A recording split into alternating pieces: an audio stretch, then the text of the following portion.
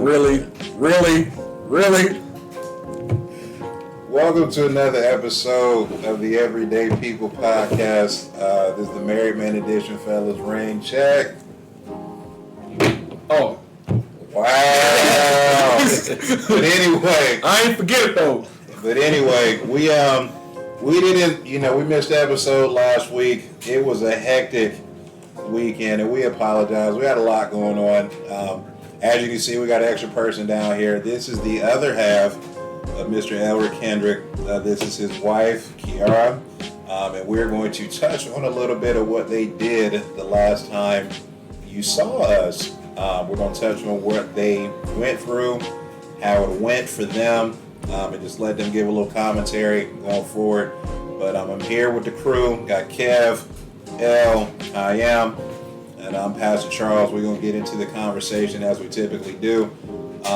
The first thing I do just want to tell them once again, congratulations. And so we always support and appreciate when people want to get together and do things the Lord's way. Let's not let that be lost. I know we like to have fun, but we also want to try and be obedient the best that we can. But we are going to turn the floor over to these two for a moment. Before we get into the wedding stuff, Kiara. Yes. For those of you that don't know, she is my stepdaughter. She is the big Gerber baby of the group, and it is what it is. But I just wanted to ask her, with all the episodes that you've heard, what is your opinion of your husband and how his performances in these podcasts, whether he forgets his ring or not? Why you bring that up? Because it is what the people want to know. The people want to know whether if he forgets. The public want to know.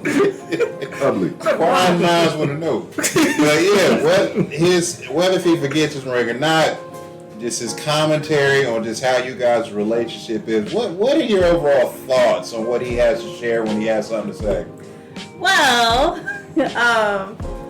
I do feel okay embarrassed half the time when he doesn't get his ring. But as far as like his commentary, I mean, we're pretty open about like how we are in general.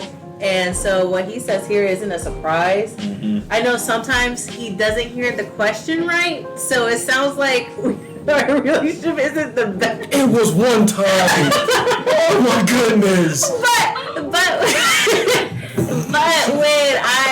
But when I watch the videos, I understand what he's saying, and sometimes I take some of the questions too the way that he does. Okay. So I'm like, wait, okay, yeah, I get what you were saying on that.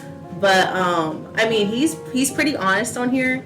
I mean, we got nothing to hide. I mean, we're young. We're trying to be the best Christians individually and together. Yeah. So, I mean, we're just learning, and for him to step up and try to be like the man of the household, I mean, he's doing a pretty good job and expressing here his struggles and, where he can work on and what he feels like he does right. I mean, he's pretty spot on. Beautiful words. So, brother, talk to me. After hearing your wife's answers to how you have been, how you shared, what do you have to say in regards to what she just said? I mean, I try to be as honest as possible. Given the topics and the situation. I just try to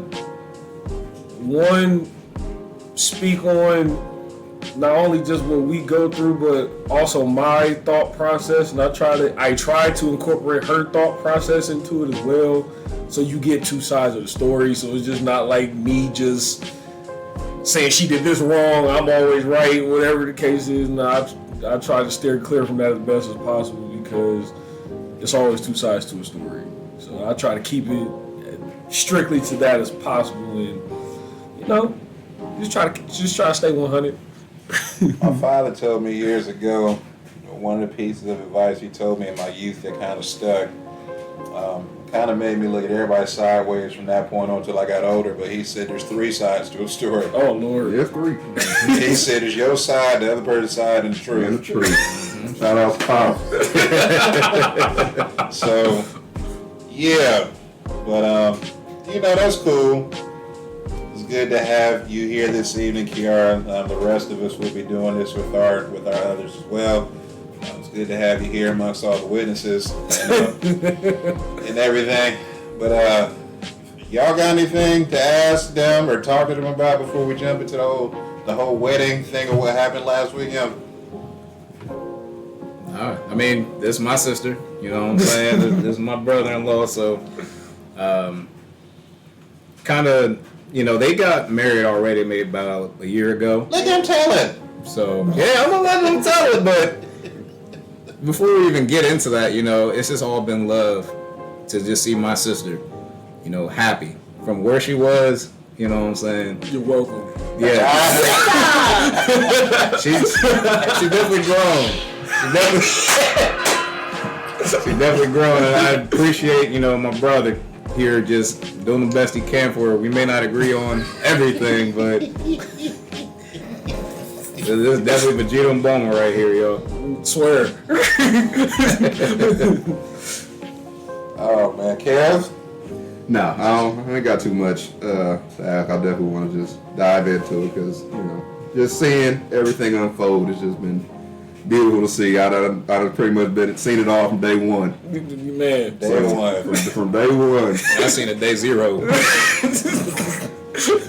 the day he came to church with that V-neck on, I said, "Oh, it's over." oh, It was. I ain't gonna take credit for nothing. wow. But I did kind of give him the nudge to talk to her. Why you bring up old stuff? Listen, there's more to the story. You know what I'm saying?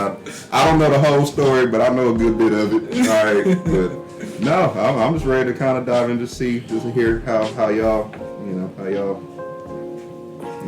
came to where we are now. All right. Well, once again, ladies and gentlemen, we present the Kendricks. The floor is yours. How did everything go last weekend? So as far as like the weekend went, Saturday was beautiful. I think what we had like a lot of learning experiences for everything leading up to Saturday. It was probably one of the hardest weeks we've ever had. And with me, I want to keep it more of a biblical sense. I feel like God was testing us and saying, you're gonna have something great happen, but how are you going to respond when there's pressure? This is something that you wanted, and then I'm gonna just keep throwing stuff at you every single day. It was just something, and it's just like my job let me have the rest of the week off after Tuesday.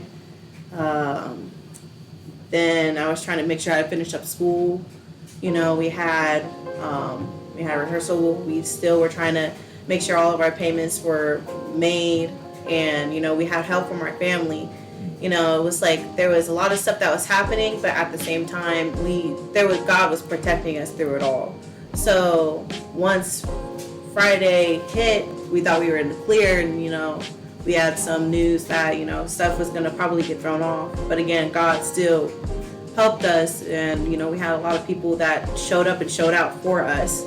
And then Saturday was a beautiful day. I couldn't have asked for a better day. I mean, I had people for me that weren't there, but I had so many other people that were there, and I can't replace that.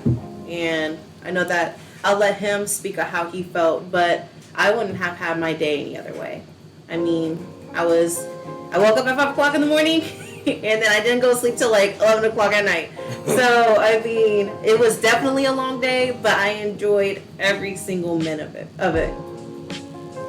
What about you? So, just going back a little further than that, when we was planning the wedding, I told her, soon as she had the idea that she wants to do a wedding, I'm like, this is going to be the most stressful process, and you are going to see people for their true colors. I don't know why people do this at weddings and funerals, but people just choose weddings and funerals to show you exactly who they are, and it's not going to be a fun process. You know, it was fun for her for, the first couple months or so. We get to pick the colors, do the venue, and I want these kind of flowers, I want to do this and all of that. Then when you get further down to the nitty gritty stuff, like, all right, how many people we inviting, who we inviting, who gonna be in the bridal party, what caterers we using. Now we actually starting to break money and all of that, trying to budget, pay for that, and keep a roof over their head, keep utilities and lights on. It was definitely a process. And leading that week of, she probably had a little bit better of a week. I did not have a good day until that Saturday. Like, from Monday to Friday, it was absolutely horrible. And leading up to Friday night, basically it was just the breaking point for me. So I also appreciate my brother Kayam here. You know what I'm saying? He had a little get together at his crib to kind of like, get me out of my head a little bit, because I was going through it, not gonna lie. So once all that cleared up and the day actually came, even though I try not to be, I don't necessarily like being the center of attention regarding, like, other than just having a good time. I like to clown, make jokes and all of that. Okay. See what I'm saying? Don't listen to them. I don't like, once again, that's why I clarified. When we clown and having a good time, I don't mind being the center of attention. I can still, see what I'm saying? See, I can steal the attention from the room. I just like doing that just to have fun.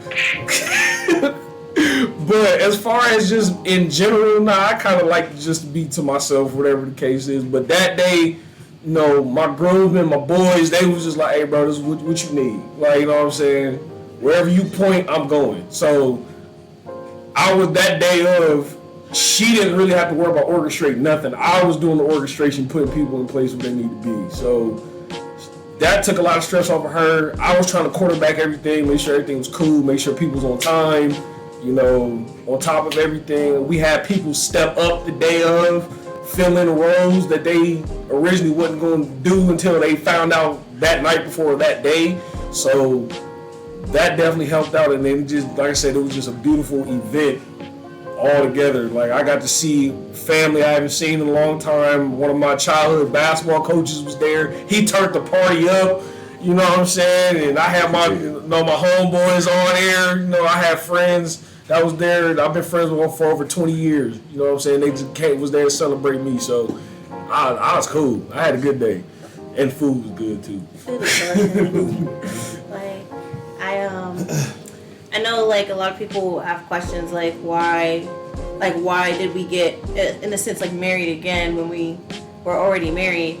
And I have to account that for L, because we were living together, we weren't married, so that was a big sin, and he started to feel that pressure of it, and not in the sense of from me or somebody from the outside saying you need to get married, you need to get married, you need to get married, but more for like a spiritual sense. I'll let him talk on that a little bit more, how he felt during that time frame. But I was down for it. We got ourselves spiritually together, then legally together. I wanted it to be that, but I also still wanted to have my time to walk down the aisle, still have that moment that I can look back on in my life. We could have saved so much money. We could have. We could have saved a lot of money, but I wouldn't even with the bad, I'll also take the good with this. And there's a lot of learning experiences that came along with it. I learned what it's like to be the one to try to pull both sides of the family together for an event just for us. And it's probably going to be like only a few more times that we can do that. And then again, we see who will be there for us and who won't be there for us. And for this point, I would rather it be now than we find out later down in our life. Yeah. But then again, we knew what we wanted, and I did get told no a couple times for the wedding. But again, the day itself was so beautiful. I didn't know this man was gonna choke up. I thought. Oh my god! I wasn't like a lot I of. got it on video. A lot of women really want their man to, when they walk down the aisle, they just want their guy to cry tears of joy, and just looking at them because they're so beautiful, or they're realizing that, oh man, this is gonna be my wife. Well, for one, we are already married, and two, El-Ryck's not a crier, so I wasn't gonna expect that. Yeah. But I wasn't expecting him to cry when he was saying his vows. That really got to me. Let's clarify this. I didn't cry. I got choked up. Not one tear fell from my face. Go ahead. So prideful about it, but the fact that that was a moment that I didn't know I can like, again, we're married, but I didn't know I could. He had that much passion for me, that him speaking of words that he thought about, that how he truly felt about me, it would make him cry. Like, I already knew I probably was gonna cry. I'm surprised I didn't when I was saying my vows, but because I was pretty much nervous. But for him, it really touched me in a way. Because again, we didn't say any personal vows when we got married. I wanted to save that for this ceremony, or as Paul Kendricks called the show. But it was truly a beautiful day. It really was. Cool. I think if my memory is correct, the part that he got choked up on is when he mentioned how you cheered for him at the basketball game, and that was when it started. And I remember sitting there and I was just like, oh, ain't about to get me. I don't even go to these games. I don't even know what he's talking about, but he's about to get me. Yeah, it was a beautiful occasion. Kiara probably, these extreme moments, as Elle was saying, they reveal to you how people are. And I don't know if Kiara knew it or not, but she might have a skill set to do wedding planning. So that might be something she might want to entertain to help other folks realize their dreams. Because she did all that by herself. She did her thing for that whole ceremony. Did her thing. Probably saved a couple thousand by doing that yourself and not hiring somebody else to do it. Yeah. And then them not being able to put into pieces your vision exactly how you were wanting it. So I mean, I know with weddings, people tend to have them super extravagant. I mean, I feel like we spend a lot of money, but there's people out there that spend, for just the wedding itself, they spend over $30,000. And again, if that's something that they want to do and they financially can do it, I mean, hats off to them. But I know we just didn't have that. But at the same time too, I mean, I also didn't, I'm a person that doesn't like having a lot of stuff in general. So I typically wanted to have that minimal feel for it. I didn't need to have a whole bunch of flowers everywhere. That took convincing. I And had to then, convince you. yeah, he did. But at the same time, I also had to do my research too and be like, yeah, I had to sit back and think for myself and be like, okay, well, money wise, what am I gonna do with these after this? I mean, if I buy fake flowers, I might have to sell them, but then what if they don't sell? If they're real flowers, which is more expensive, those are just gonna die within 2 days. Again, hats off to the people that do it, have the money for it, and they're willing to do it. Just me personally, I didn't feel comfortable spending a lot of money on decorations that I probably most likely will not be able to keep or will not keep. well, yeah, these were things that y'all had to deal with. For the rest of us, we had weddings that fit our budget at the time, and so I definitely, like she said, for each couple and what makes sense to your pockets, I would never advise anybody to go into debt over their wedding. I know people do it every day. All the time. All the time. I don't see why you're starting your relationship going into all that debt. Maybe that's something we can talk about for another conversation. Oh, most definitely. But Let me see. So yeah, they touched on that. They had already been married. How long was y'all married before the actual ceremony? We'll be married a year next Sunday. So it was almost a year before the ceremony. Now, see, folks, we try to touch on this stuff and give it biblical teachings and principles. I know, folks, stuff happens. I understand. What is the shame in having respect to your name? And now, maybe for this generation, we've gotten so far away from people having remorse for their actions. People definitely don't tend to have godly or spiritual sorrow for their bad decision making. They kind of lean into it. But I'm not that far removed from there was a community sense to where people kind of put peer pressure on you to do the right things. And it's kind of the opposite now. They almost empower you when you do wrong. You have a support system that tries to pump you up for the wrong that you're doing. And so I appreciate, and this is what I will tell anybody. I'm not exempt from any of the wrongs or the sins or just living in error that people have done. But what I do advise to anybody that is in that situation where you're shacking up or you're playing the roles, number one and number two, if that person has not gone through the covenant with you, you are stealing from somebody else's future husband or wife. Yeah. That is theft. You're stealing that joy, you're stealing their peace, you're stealing their body for the person that wants to actually go through all of that with them. I'll shout my steal. So that's top 10. Not only for that, but just in the sense of wanting to please God. You know, all of this is ministry. All of this is you walking out a purpose that's beneficial for what you have going on and then for those that are watching. So I applaud young folks willing to do something different, willing to get married, willing to look at their passions, seeing all the things that, you know, they wanted to do, and they just kind of pump the brakes. It's like, we need to do this and do it the right way. And so I appreciate that. So many of us have gone about it out of order. But you know, to all the baby daddies out there, all the baby mamas, you know, and roundabout back to where my main point was, just because you've seen somebody else live this way, it's not guaranteed that God is going to give you grace to live the same way.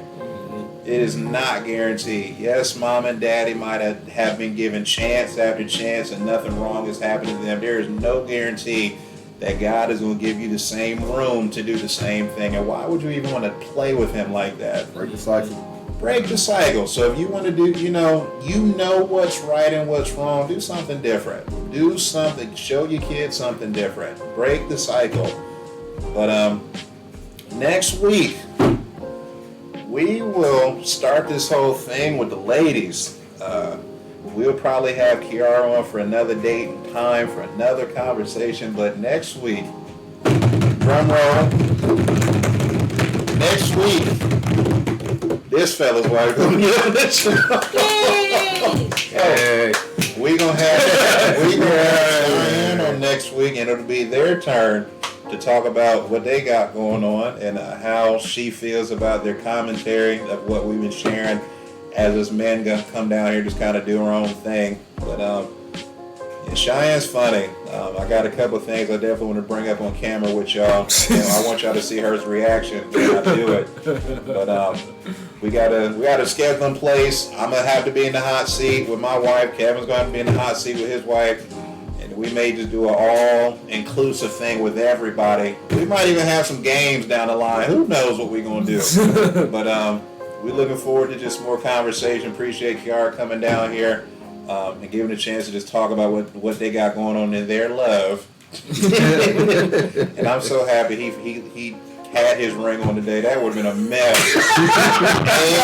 A mess. Imagine you just For the get record, married a week before and it's then so- you forget your ring for the podcast. It's so funny because normally when I come home from church, I take my ring off and I go to sleep. I take a nap. That's why I be forgetting He lied. to put it back on. But I never took it off. Some told me just don't take it off. You know what I mean? Lord. So I was just like, I went to sleep, woke up, came here, it's still there. So There you go. yeah. He did the right thing today. And he didn't even know that Kiara was gonna be on the show today, so it's good, double good for him. Yeah, Like I said, next week it will be K-Son and excuse me. Be Kayam and Cheyenne. Excuse Woo, me. like him somebody stabbed over here. My wife is great. She's fantastic. If K-Son ain't gonna be on this show, he ain't trying to do that anytime soon. We'll get into it. It's been an honor. It's been a privilege. Let's do this again next week, y'all. Yes, sir. But we thank y'all. We appreciate y'all. Another week on the Everyday People Podcast, Married Men Edition. We will catch y'all next time.